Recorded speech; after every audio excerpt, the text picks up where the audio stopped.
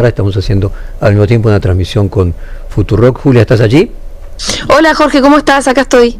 Bueno, me alegro que estés allí y me alegro poder hacer esta combinación como una transmisión en solidaridad con Futurock, que no solamente te hicieron todo tipo de operaciones, sino además ahora te denuncian nuevamente por una transmisión del Garrahan. ¿Por qué crees que, si bien vos fuiste crítica desde incluso antes de que Milei fuera electo presidente, en los últimos meses concentraron el ataque hacia vos? ¿A qué lo atribuís? Mira, es una pregunta difícil, Jorge, la verdad. Yo creo que hay veces que hay un componente bastante arbitrario, viste, que hay que asumirlo. Creo que en todas las decisiones, en todo el discurso de Milei, no es que hay siempre coherencia o siempre una explicación muy concreta. Yo sí creo que tiene que ver con un posicionamiento, obviamente, opositor que nosotros tenemos contra las políticas de Milei, también con una construcción muy independiente de nuestro medio de comunicación, que se sabe, se sostiene principalmente por el aporte de sus oyentes, y que eso nos hace que no tengamos ningún condicionamiento. Bueno, parece que este tipo de construcciones, que también fue inspiradora para otros que vinieron después con métodos similares de financiamiento, molesta mucho. Y después también hay, es como te digo, un componente arbitrario seguramente que lo hay, un componente misógino, porque hay que decir que si bien Milei ataca a cualquier periodista que se le oponga o lo critique, al menos un poquito así, la hazaña con las mujeres, bueno, es bastante evidente, ¿viste? Es evidente, por más que uno diga, no, bueno, también, no, pero es evidente. Es mayor el nivel de agresión, de insulto, cómo nos caen también con sus hordas, con sus milicias digitales, de una manera y con unos insultos que los varones, la verdad que al final nunca terminan de sufrir tanto, ¿no? La amenaza de, qué sé yo, la violación, o decirte fea, incogible, gorda, todo ese tipo de cosas son propios de la misoginia. Mi pregunta va también por tu condición de abogada.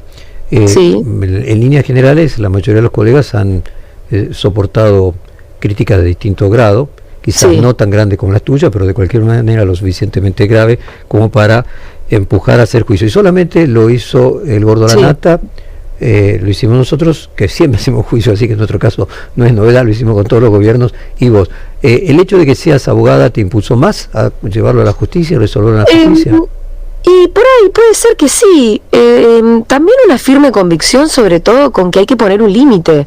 Lo que yo creo es que, si bien somos muchísimos los agredidos y los insultados, y de peor modo, porque digo, ser un jubilado que de repente no puede, ni siquiera tiene que elegir entre los medicamentos o la comida, es mucho más violento todavía que lo que hacen conmigo.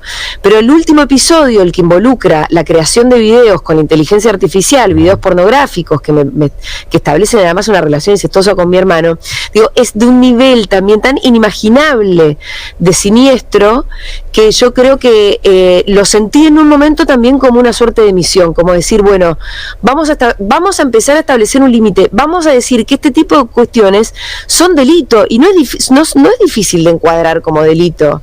Acá hay intimidación pública, hay incitación al odio, hay amenazas coactivas, porque también lo que yo quiero contar es que mientras Milei hace 93 tweets contra una periodista en un lapso de pocas horas, bueno, a mí en paralelo sus seguidores me empezaron a mandar a través de todas las formas en las que se les ocurrió que me podían llegar, mensajes que contienen amenazas de muerte, amenazas de daño físico, amenaza de cortarme el cuello, de tirarme al río desde un avión, de descuartizarme, de que yo aparezca en una zanja, y esto mucho.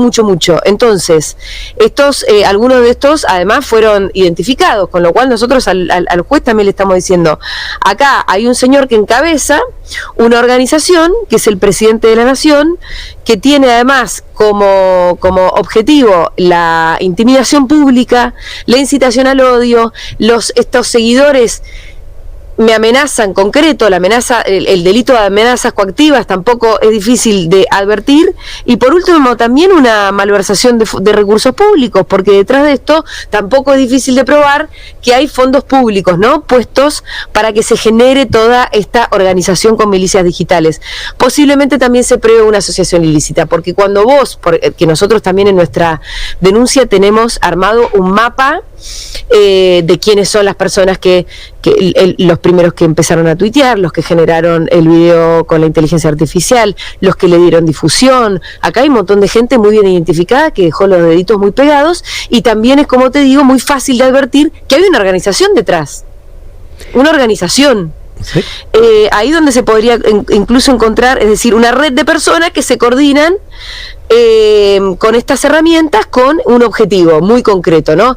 Es el amedrentamiento sobre mi persona, es amenazarme, y obviamente que también acá tenemos una cuestión de libertad de expresión, un derecho que a mí me protege, porque además de todo esto soy periodista. Me traigo un elemento más, la arbitrariedad en determinados casos, que uno puede decir, bueno, esto parte de una estrategia, no odian lo suficiente a los periodistas, copiado de algo que hizo Trump en su momento, con las particularidades de época y de geografía. Uno puede decir, no, bueno, hay arbitrariedad, hay locura, hasta uno podría llegar a plantear, hay irracionalidad.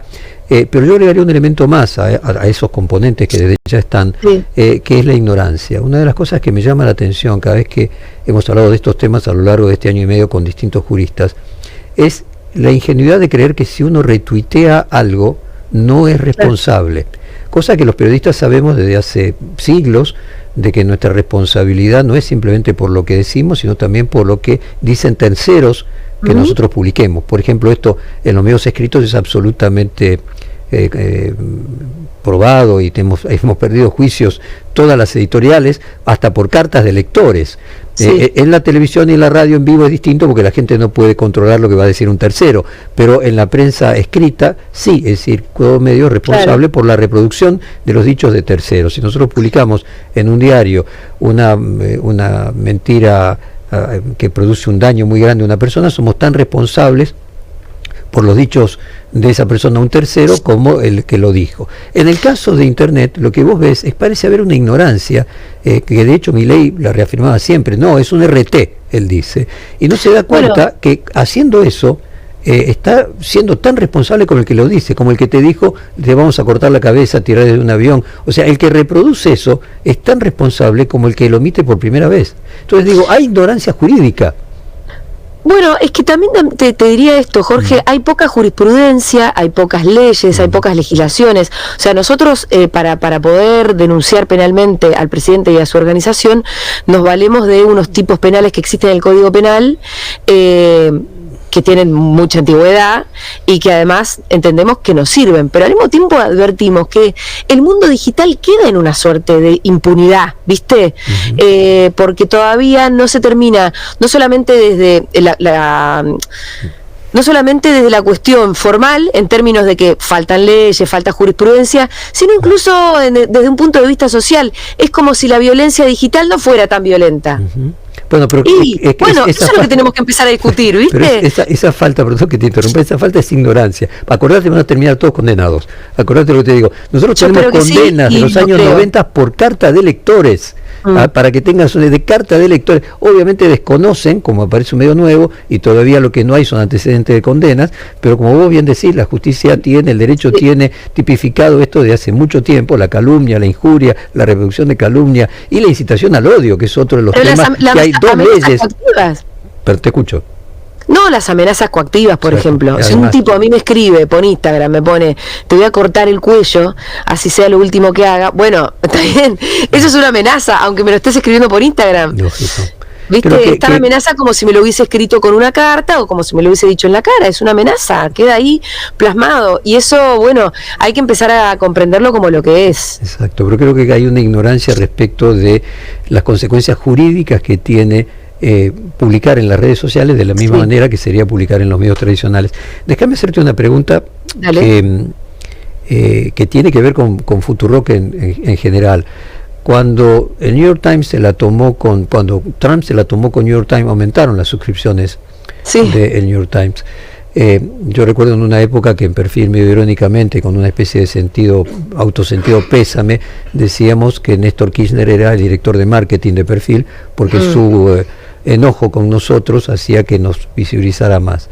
¿Qué pasó con tu audiencia? ¿Qué pasó en estas semanas con tu audiencia? te quiero decir que la semana pasada fue una semana espectacular para el crecimiento de la comunidad. Tuvimos muchísimas, arriba más de unos 1.500 socios nuevos, la verdad, y eso para nosotros es un numerazo.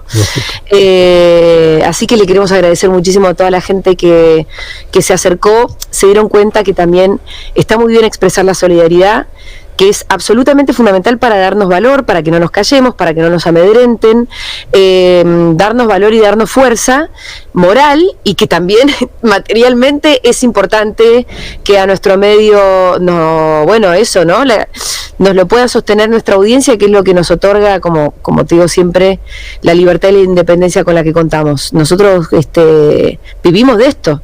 Vivimos de las suscripciones, y además viste que ellos entre todas las operaciones que nos hacen, cada tanto nos ponen pauta rock, y siempre insisten en ellos cobran pauta, entonces sacan algunos números de algunos lugares, algunos son reales, pero la verdad que no son números ni siquiera desequilibrantes para absolutamente nadie. Las pautas para nosotros van y vienen, obviamente que son un ingreso más, pero el 75% de nuestro ingreso lo explica, el 75%, Jorge, lo explica la comunidad de oyentes que decide poner un poquito de lo suyo todos los meses. Eso es lo que hace que Futurock sea también en su modelo de sostenibilidad tan importante, ¿no? Y sí, y fue increíble, nos hicieron un enorme favor, la gente se acercó a querer expresar de esa manera su apoyo. Iba a eso, una reflexión, salvando la gigantesca distancia. Le está pasando lo mismo a Lula con Trump. Cuando Trump comenzó a criticar, a decir que Canadá tenía que ser una provincia de Estados Unidos, el candidato que estaba último y era el más antitrumpista, terminó siendo el primero. Y Lula, que la estaba pasando mal en Brasil, en este momento hasta Tarcísio, el que dicen que va a ser el candidato opositor de derecha, hasta Tarcísio sale a apoyarlo, porque obviamente si Trump le quiere poner aranceles a Brasil, todo Brasil se tiene que unir detrás de Lula. Creo que todo el periodismo se está uniendo detrás de Futurock. Nuestras felicitaciones, nuestro abrazo solidario y gracias por